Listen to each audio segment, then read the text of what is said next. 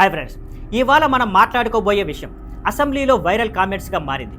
అదే you call Pulivendula MLA, we call Kuppam MLA అనే వాక్యం.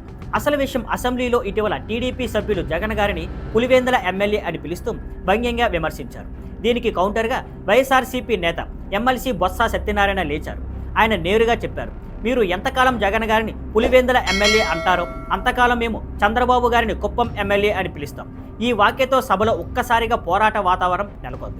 రాజకీయ అర్థం, పులివెందుల ఎమ్మెల్యే అన్న పదం టీడీపీ తరపున జగన్ గారి ప్రభావాన్ని కేవలం తన నియోజకవర్గానికే పరిమితం చేస్తూ ఇటీవల చెప్పే వాక్యం.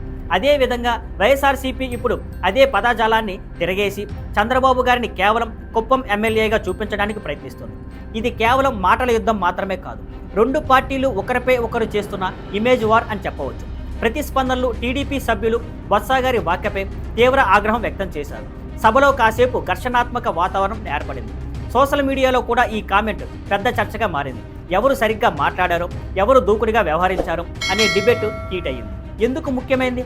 రాజకీయాల్లో ఇలాంటి వాక్యాల యుద్ధం తరచూ జరుగుతుంది. కానీ ఇక్కడ ప్రశ్న, నాయకుల్ని ఒక నియోజకవర్గానికి మాత్రమే పరిమితం చేయడమేనా, లేక రాష్ట్ర స్థాయి నాయకత్వం గుర్తించడమేనా? ఈ మాటల పోరు ఇరు పార్టీల రాజకీయ వ్యూహానికి ఒక భాగమని చెప్పొచ్చు. ఫ్రెండ్స్, ఈ వాక్యాలతో మరోసారి మనకు అర్థమవుతుంది, రాజకీయాల్లో మాటలకు ఒక విపరీతమైన బలం ఉంది.